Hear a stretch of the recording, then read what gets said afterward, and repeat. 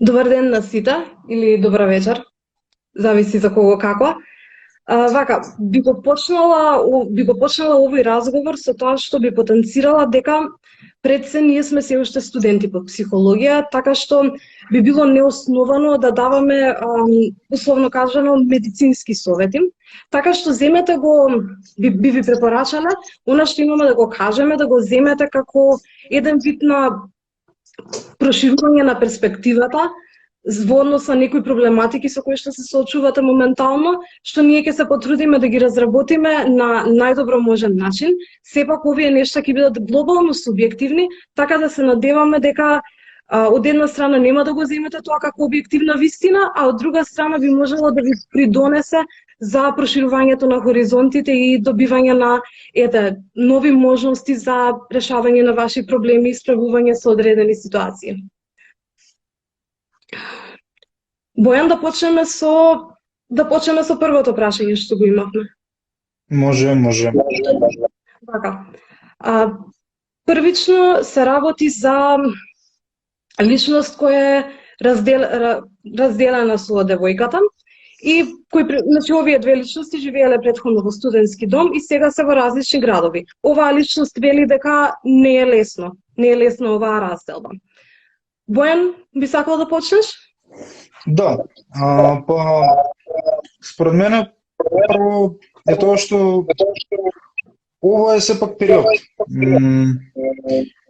Не е нешто што ќе трае вечно, иако можеби така е представено на некои од медиумите, но реалноста е дека не може да трае вечно и евентуално ќе се вратиме на стариот начин на живот, ќе почне од нов факултет и повторно ќе бидат заедно. Тоа би било како отварање на одговор. Следно е да насочување кон тоа да ги препознаат можностите на што ги носи овој период. Односно, колку што повеќе можно да се искористи овој период, односно оваа криза на некој начин, на позитивен начин, односно да се фокусираат личностите на оно што го имаат изградено до сега и како овој период наместо тоа што е изградено да го ослабне, може да го зајакне. Тука би насочил кон тебе. Така. Јас исто така би сакала да се осврнам на она што го кажа во однос на менување на перспективата, менување на призмата низ која што ги гледаме нештата.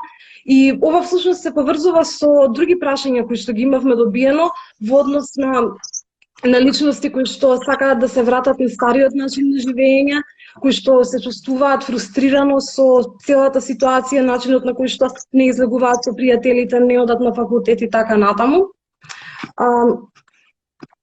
Пардон, имаме мало застој со ехото во рета. Бојан, ме слушаш ли како што треба? Да, јас те слушам, но мене ми е страв дека има ехо од моја страна за тоа. Така, еве, го намалив тонот, се надевам дека ќе може подобро да се слушаме сега. Вака, во однос на менувањето на перспективата, едното прашање беше во однос на таа личност која што се чувствува фрустрирано со тоа што не може да оди на факултет, не се дружи со пријателите. И исто така имаме и друго прашање во однос на тоа како се справуваме, како да се справиме со стресот кој што произлегува од социјално дистанцирање. И сега, тука би се осврнала на една идеја која што е враќањето во сегашноста е многу битно. Меѓутоа не само да се вратиме во сегашноста, туку и да се вратиме со одредена насоченост, со надежна насоченост кон иднината.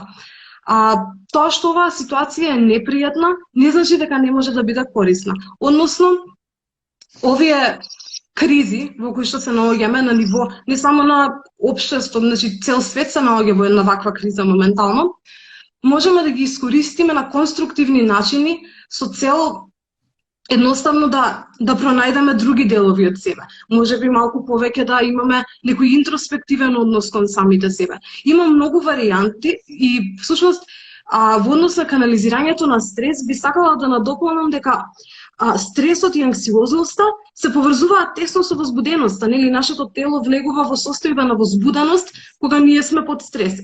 Таа возбуда можеме да ја пренасочиме како една пријатна, позитивна возбуда за тоа што ни се отвараат нови можности. Така да можеме да земеме едно нешто кое што е, да речеме, од негативен поларитет и да се осврнеме на позитивниот поларитет на тоа нешто и да се осврнеме на тоа како можеме да ги искористиме оние ситуации со кои што се справуваме моментално на начин на кој што ќе биде најконструктивен за нас.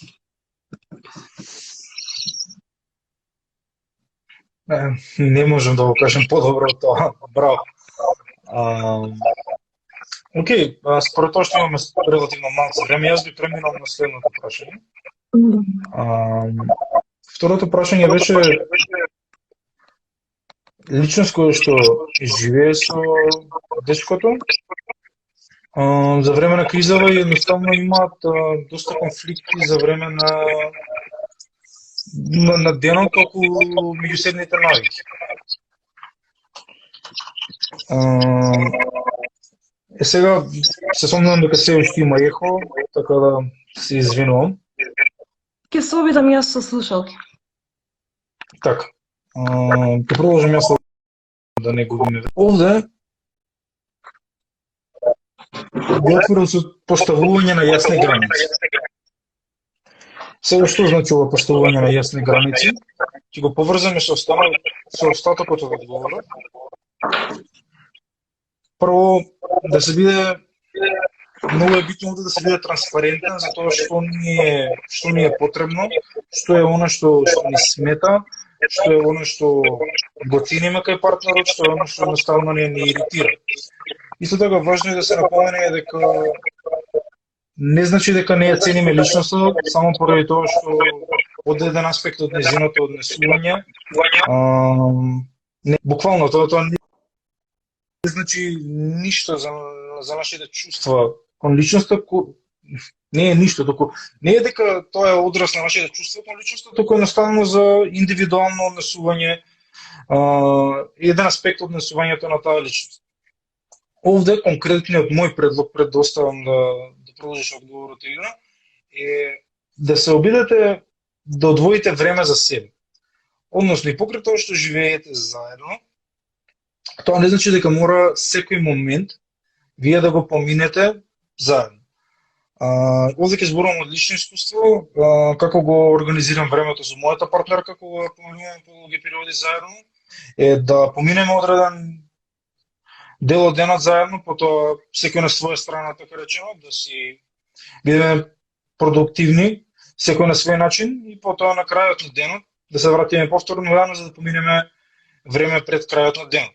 Ова ни овозможува во исто време да минеме време заедно, но и да не се осеќаме како да се на некој начин како да се гушиме измеѓу себе, или пак иритациите што едноставно се собираат во стекот на денот да станат премногу за да може да се справиме со нив. Имавме голема дискусија за ова прашање пред да почне лајвстримот. Битно ни беше и на двајцата, така да би оставил Илина да продолжи со нејзино можеби некој искуство за тоа како она си има справено во минатото за со некои навики што можеби смета дека нејзиниот партнер. Да, благодарам. Вака, значи во моје искуство, прво да ве прашам дали се слушаме добро? Сега одлично. Дали има ехо? Добро, супер. Одлично. Вака, во однос на моето искуство, она што го имам приметено е дека во однос на тоа конкретно искуство, е дека причината поради која што нашите навики не беа компатибилни е тоа што ние имавме различен вредносен систем. Честопати навиките на наши и на луѓето околу нас ги одразуваат нивните вредности системи, што им е нив приоритет во животот, што ни е нам приоритет, тоа се одразува во нашите навики. Понатаму, кои се нашите цели и амбиции, овие работи во голема мера ќе ги одредат нештата кои што ги правиме секој ден, бидејќи ние на крајот на денот сме направени од она што не прави секој ден. И она што го правиме постојано е многу битно. Така што во моје искуство, било пожелно да се преиспитаат при несогласување на навики, било пожелно да се преиспитаат самите вредности и системи кои што ние ги имаме на ниво на личности. Понекогаш со некои личности, колку и да имаме љубов, едноставно некои вредности не ни се совпаѓаат. И тоа е во ред, сето дека може да се најде некоја трета опција, некоја не велам компромис, бидејќи според мене компромисот не е нешто што е корисно, бидејќи двете страни нешто добиваат, нешто губат. Значи се работи за некоја трета опција што ќе биде возвишена и што ќе биде во најдобар интерес за сите личности кои што се инволвирани. Така да тоа е отприлика што имам да кажам на оваа тема. Да се држиме до времето. Така, мислам и дека ќе го доодговориме во прашање со некои од следните. Така да мислам дека може да преминеме на следното, ако сакаш да преземеш или со читање на прашањето. Може. Значи, имаме некоја личност која што е приморана да биде со родителите во карантин, при што таа личност има многу расправи со нив во однос на преференции поврзани со биоритам, преференции поврзани со некои општи нешто од типот на гледање телевизија и така натаму. Така што оваа личност се чувствува дека не може да го поднесе тоа веќе. Бојан, би те повикала да отвориш одговор на ова прашање? Да. За мене ова прашање е многу поврзано со претходното и одговорите се многу слични на некој начин. Прво и според мене најглавно е транспарентна и отворена комуникација. Таа комуникација при тоа треба да се заснова на искреност и на трпение. При што овде имавме и ми се чини конкретен предлог за тоа како би имплементирале транспарентна комуникација. Доаѓам на еден од предметите што ги учевме во прва година за справување со конфликти. Мислам дека тука е најдобро ти да го објасниш, затоа што тебе ти беше, ако не сум грешка, омилен тој предмет. Па ќе завршам јас за како можеме да поминеме повеќе време сами со себе. Така. Во однос на начин на транспарентна комуникација, јас многу го препорачувам методот на јас пораки. Односно, честопати, она што го имам приметено е дека имаме тенденција да им се обраќаме на луѓето со ти направи ова, нели, да им пристапуваме од некоја перспектива дека тие се грешни што го прават тоа нешто. Но реалноста е дека тие си прават нешто и ние имаме одредено чувство за тоа нешто. И од тука јас пораката што има за цел? Има за цел да ја трансформира пораката од ти си грешен во мене ми пречи тоа и тоа, јас се чувствувам на овој и овој начин и очекувам ова и ова. Како би изгледало тоа? Тоа би изгледало на следен начин. Јас се чувствувам фрустрирано кога галамиш во 10 часот навечер. Поради ова очекувам дека од денес па натаму дека ќе има одреден мир во куќата во која што се наоѓаме. Така што ова е начинот, ова е формулата со која што се кажува јас пораката. Всушност имаме јас, чувство, кога тоа и тоа се случува и очекувам XXX. Така можеш Бојан понатаму да продолжиш со она што сакаш да го кажеш? Па овде пак би повторил за искреност и за трпението според моето искуство, особено кога станува збор за интеракција со родители. Овие јас пораки најдобро функционираат кога идат од место на искреност, односно кога сме искрени за тоа што навистина ни смета, наместо да пробаме да маскираме на некој начин, дури да прикриеме тоа што навистина ни смета, да бидеме upfront за тоа, едноставно да бидеме директни, искрени, но без било какви обвинувања, како што спомна и ти претходно. Овде плюс совет би бил пак одлично искуство, затоа што за мене барем функционирал, затоа што јас живеам во стан со родителите и кога едноставно се сеќам напнато, многу често тоа не е поради нив, туку е затоа што сум бил премногу долго, дали сум бил инволвиран во работа, дали сум се фрустрирал за нешто друго, и наместо да исфрлам таа тензија врз нив, испајам надвор за прошетка за малце време сам со себе. Сега знам дека ова е малце трики прашање, затоа што нели препораките се да останеме дома, но сепак сметам дека може да се направи. Има патеки кои што не се толку посетени од луѓе, може сепак да се носи маска надвор. А, кога има волја може да се најде решение. Едноставно мојот предлог овде генерално е кога се осеќаме изфрустрирано, тоа да го користиме како знак дека е време да се помине малце дел од денот сам со себе, едноставно да се вратиме во некој начин во стабилна и неутрална состојба. Така. Океј. Да го отворам следното прашање?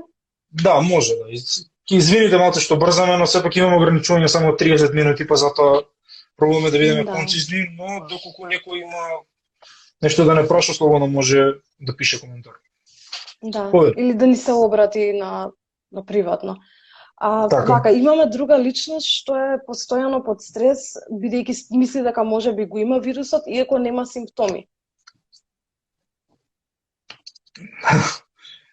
Мислам дека он опишува голем број на луѓе, не само таа личност што го пишува прашањето. Така, според мене, треба да се почне од имање на доволно информација. Што значи доволно информации? Да ги имаме информациите што ни се потребни за да се заштитиме самите себе и луѓето околу нас. Сметам дека е доволно. Нема потреба да имаме повеќе информации од тоа. Што сакам да кажам со ова? Да имаме информации на кого треба да се јавиме во случај да се сомневаме дека сме заразени, да имаме информации кои се мерките за заштита на самите себе и кои се рестриктивните мерки.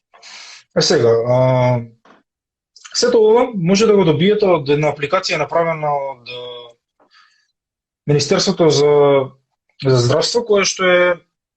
Јас сакав да ја покажам апликацијата, ама сега затоа што не сум на камера, ќе морам само да го кажам името. Коронавирус МК. Апликацијата е многу едноставна. Вонатре може да најдете броеви кога треба да се јавите, инструкции, конкретно време кога се полициските часеви, селекција на вести од пресови што се нели од министерот и од луѓе што му поставувале прашања. Буквално се она што ви е потребно и на некој начин ништо повеќе. Сега ќе ти дозволам тебе да објасниш зошто е толку добра апликацијава наспроти тоа да ги добиваме вестите од 10 различни извори. Да. Вака, во однос на таа тема би се осврнала на нашата изложеност на непријатни информации и вознемирувачки информации од страна на медиумите. Тука би сакала да напоменам дека е клучно да имаме одговорно конзумирање на вести. Односно, да избегнуваме да се постојано да бидеме изложени на негативни нешта кои што едноставно дали сакаме или не сакаме ни влегуваат во глава. Ако по цел ден слушаме вести за болест и за смрт и за што уште не е друго, секако дека тоа е тоа кое што ќе го имаме во глава. Бидејќи на едно длабинско ниво, она што го внесуваме во нашиот ум е тоа што ќе го размислуваме. Мислам, тоа е начинот на кој што функционира од прилика. И поради ова би ја препорачала апликацијата која што ја напомена Бојан за селективни вести, бидејќи навистина е клучно да си го ограничиме нашето конзумирање на општо негативни информации. Што значи дека наместо да постојано седиме на вести да гледаме како се случуваат трагедии, можеме да бидеме информирани за некои основни нешта кои што ни се клучни и потребни за секојдневното живење во оваа криза и понатаму остатокот од времето да го искористиме на некое попродуктивно и облагодорувачки начин. Така што понатаму за ризикот би сакал да кажеш? Така, да. И овде би сакал исто да осврнам на делот дека секогаш постои ризик. Дури и во нормална ситуација секогаш постои ризик да се разболеме преку изложување нели себе си на надворешниот свет. Тоа не значи дека треба да се затвориме внатре. Се додека ги почитуваме мерките за заштита, мерките за social distancing на некој начин, да не се доближуваме премногу до луѓе, да држиме дистанца, да носиме маски, да носиме на раквици и така натаму, ризикот е драстично намален. Не би се не осмелил да кажам дека е непостоечки, постои, е реален, но е поприлично помал него оној ризик или оној страх што ни се крие нас во главата. Ова ќе пак зборувам од индивидуално искуство, затоа што додека не се информирав точно. Додека не се информирав подетално како се пренесува вирусот, и јас имав многу голем страв од зараза. Но реалноста е дека доколку ги почитуваме мерките, и го постои тој ризик, не е толку како кој збор да го искористам. Не е толку огромен како што си мисли. Овде исто така би сакал да спомнам дека многу често ова криза имам приметено дека се можеби јас на некој начин ја користиме како маска за тоа што на вистина не мачи. Наместо да кажеме ми фалат пријателите, кажуваме нешто како што мораше да се деси сега коронава, цел ден сме затворени дома. Свеќате, самата криза креира повеќе индивидуални проблеми и според мене е многу попламенно да пробаме да ги решиме индивидуалните проблеми, како тоа дека ни фалат пријателите, ни фали партнерот, сакаме да испаѓаме, наместо да се фокусираме на нешто што едноставно, освен ако не работиме во медицинскиот сектор, не можеме да го ефектираме. Само може да ми предизвика стрес и на некој начин нервоз. Тоа би имал. Јас да кажам, не знам ако испуштив нешто слободно да дополним. Не, па тоа е целата работа, што не секој повод е и причина истовремено. Значи понекогаш се разликуваат поводот и причината. Така што понекогаш некои стравови се јавуваат од други причини, а не од тоа што постои самата криза. Самата криза во однос на некои работи служи како една ситуација која што е погодна за екстернализирање на одредени стравови кои што сме ги имале подолго време. Само сакав со тоа да се надоврзам. Мислам дека можеме да преминеме на следното прашање. Well said. Да, може да преминеме дефинитивно. Следното мислам дека беше како ќе влијае социјалното дистанцирање долгорочно и што ќе се случува после тргањето на мерките за ограничување на движење. Би ти оставил тебе да го одговориш ова. Да, па ова би го одговорила со тоа што ние, иако не можеме да знаеме што е тоа што се случува, што е тоа што ќе се случи, односно, сепак можеме да работиме, да се стремиме кон да одлучиме, односно, кои ќе бидат промените понатаму. Со други зборови, оваа криза, како и сите други кризи, се можност за самоунапредување, за унапредување, подобрување на најразлични ситуации, најразлични услови кои што се во нас, надвор од нас. Така што ние одлучуваме и на индивидуално ниво и на глобално ниво какви ќе бидат промените понатаму. Тоа би било како излагање, но кратко. Мораме да скратиме малку бидејќи сме веќе времето истекува. Да преминеме на следното прашање. Може, да. Прочитај го само ако сакаш. Да видиме. Во однос на ова прашање во однос на соништата, значи има некоја личност која прашува дали имаме повивидни и почести сонови од почетокот на изолацијата. Овде мојот релативно краток одговор би бил да, иако субјективно за мене мислам дека е поради тоа што имам повеќе време за да спијам, за разлика од пред кризата каде што бев некако на сите страни со обврски. Знам дека ти си длабоко заинтересирана за ефектот кој што сонот го има врз нашата психија, од секогаш те интересирало, така да би ти оставил да го одговориш прашањето. Да, еве ќе се трудам пократко бидејќи ова ми е едно од страстите, едно од нештата со кои што се бавам.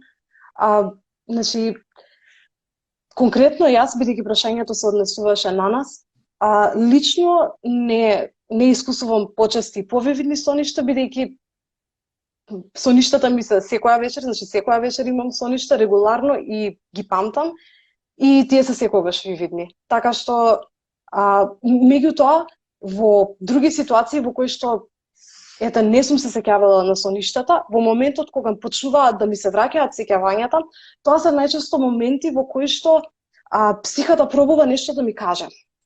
Значи, соништата се на некој начин како комуникација помеѓу несвесното и свесното. Значи, несвесното дава одредени импулси и ние свесно ги земаме да ги интерпретираме тие импулси.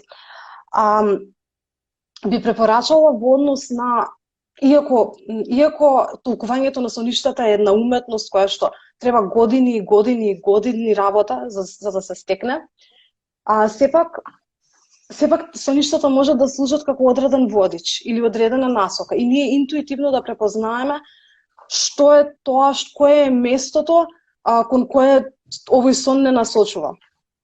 Така што би рекла да увидиме што е тоа што ни се појавува во соништата, што е тоа што ние сметаме дека е битно од тие соништа и секако водење дневник.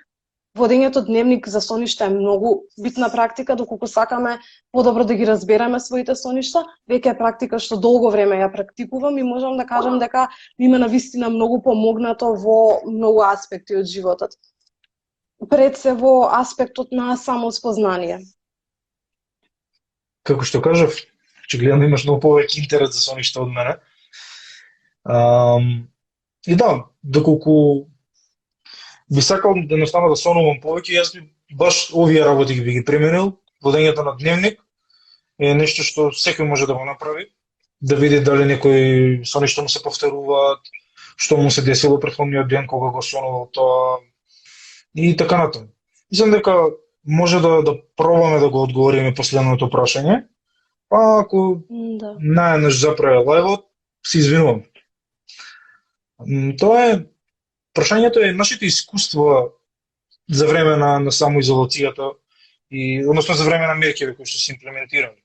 Мојот одговор овде е релативно краток, а тоа е дека откако почна мерките и запра факултетот, едноставно некако изгубив структура во денот. Тоа највеќе ми го ефектираше спиењето и продуктивноста на некој начин, колку можам да бидам продуктивен без некој надворешен систем да ми ги води однесувањата. Накратко како го решив или како го пробав да го решам ова е преку нешто наречено keystone habit, односно централна навика околу која што ми се движи цел ден. Тоа се две навики на некој начин, односно да станувам во одредено време, секој ден, дури за време на викенди, особено затоа што сега нема некоја голема разлика. И барам една, дури да е кратка прошетка во денот, со музика, некој си подкаст, аудиобук, што е што едноставно ќе ме натера барем кратко да бидам надвор од дома. Тоа би мал јас да го кажам тие две работи. Не знам, Илина, мислам, добро се одговоров на твојот одговор на ова прашање, може да го затвориме. Да. Вака, во однос на моето искуство во изолацијата, да бидам искрена, значи, искуствата ми се генерално пријатни, со тоа што не дека се што се случува е пријатно и не дека секое доживување ми е пријатно, меѓутоа наоѓам различни начини на кои што можам да предизвикам конструктивни промени на себе, работам на себе и ја гледам изолацијата, нешто што спомнавме претходно, како една можност за креирање на нешто конструктивно и ново во нашиот живот.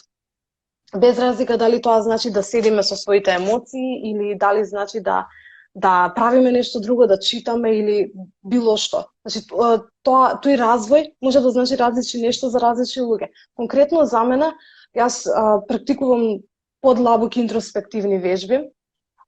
Исто така се бавам со медитација, така што и медитацијата е прилично голем дел од моето изолацијско искуство.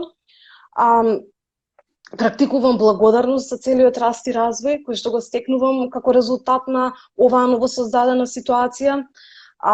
Се соочувам со лични проблеми и несогласување што ги имам во рамките на својата психа и се трудам најдобро што можам, најефикасно што можам да најдам решение за нив и пред се, без разлика дали се наоѓам во момент кога се чувствувам непозитивно или негативно, туку пријатно или непријатно, да си пружам љубов и поддршка сама на себе пред се, бидејќи сметам дека тоа е многу битен аспект од нашето живење, бидејќи најмногу од се живееме сами со себе. Нашата глава е постојано место на резиденција, еве така да се изразам. Друго нешто со кое што се баваме чистење на домот, чистење на собата, одржување на чистота, бидејќи на некој начин А чистењето на домот може да послужи како катализатор за чистењето на умот. И обратно, прочистувањето на умот може да делува како катализатор за прочистување на домот. Така што одржувам дисциплина во однос на некои практики што ги имам воспоставено и тоа би било отприлика тоа во кратки црти, сумирано. Многу ми е криво затоа што немам камера во моментот, затоа што јас имам постер во собота кој што буквално вика clean your room.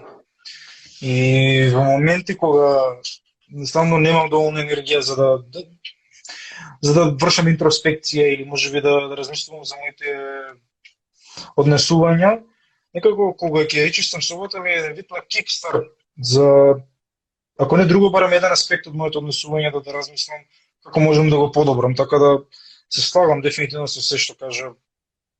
И можеби сите овие работи што ги кажавме ќе инспирираат некој да проба да размисли на различен начин. Не значи дека овие сите работи што ги кажавме мора да ги земате здраво за готово или дека мора да имплементирате точно тоа ние што за нас функционирало во минатото, но можеби ќе ви овозможи да размислите на еден проактивен начин. Затоа што е многу лесно да паднеме во дефетизам на некој начин или во негативност, кога се околу нас на некој начин не мотивира да бидеме така, барем ако не друго, барем медиумите и вестите што ги слушаме, но со постепена работа на себе, како што спомна и ти или не со одговоров на последното прашање, мислам дека е целосно возможно оваа криза наместо нешто што ќе не држи доле, да ни овозможи да се извишиме на повисоко ниво. Не знам како би го завршила ти тоа, моите завршни зборови. Да, па јас би го завршила ово со тоа што би ви рекла да ја облагородите својата душа. Нешто збор кој што преска не успеав да го кажам како што треба, малку се збунив. Значи едноставно стремете се да бидете најдобрата верзија на себе. Што и да значи тоа за вас. Со јасна цел пред себе, за јасна цел за тоа што сакате да бидете, кои сте вие, кои сакате да бидете, мислам дека можат и планини да се поместат. Поради ова, би ви посакала, првен ви се заблагодарувам на сите кои што го слушавте овој лайвстрим. Се надевам дека друг пат некогаш ќе се видиме, исто така благодарност до Психеско и Радио МОВ за овозможувањето на оваа прилика. И така, би се збогувала сега за сега. Бојан? Па да, видов во коментарите дека има уште едно прашање, што, не знам, ако сакаш може да пробаме да го одговориме, ако не ни запране нешто екстремно. Како да учам за време на карантина? God knows дека ја се машам со ова прашање и предлогот овде ми е неколку работи. Прво, конкретно време за учење. Не е ли толку битно кога е тоа време, само да е константно. Да биде секој ден во приближно исто време. Едно место за учење да имате. Кај мене е на моето биро, ама некој знам дека преферираате во кревет. Whatever works for you. И пробајте да си ставите некоја цел. Наместо да си кажете треба да направам 200 страни да прочитам за 2 недели, нека биде денеска треба да прочитам 10 страни. Едноставно нешто што ќе ве држи во моментот и ќе ви даде структура, кога структурата која што обично доаѓа од тоа додење на часови и слушање на предавање или комуникација со колеги се или доста понамалена. Знам дека рековме чао од преска, но ако имаш уште нешто да кажеш или да. Да, имам и јас уште нешто да дополнам, дека во такви ситуации може да се едноставно да работиме на тоа да изградиме дисциплина кај сами себе, без разлика во однос на што е. Например, може да се потрудиме да изградиме дисциплина во однос на некоја област што повеќе ни лежи, што повеќе сакаме да ја правиме. И потоа истата таа шема, полека ќе можеме да ја пренесеме и на некоја активност, например, доколку некому не му се учи, меѓутоа има други мотивации зашто да учи, може на тој начин преку практикување на други дисциплински практики да се доведе себе си до степен до кој што би имал и дисциплина да може и да учи соодветно. Тоа накратко. Така.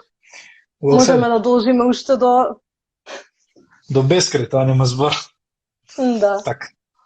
Кај, ми беше мило за разговор, за тоа што може би помогнавме на некој да проба да си го промени размислувањето на некој начин. Благодарност уште еднаш до Психеско и домов и се гледаме во некоја друга прилика. Пријатно, дечки, ви благодариме. Чао, чао! Чао!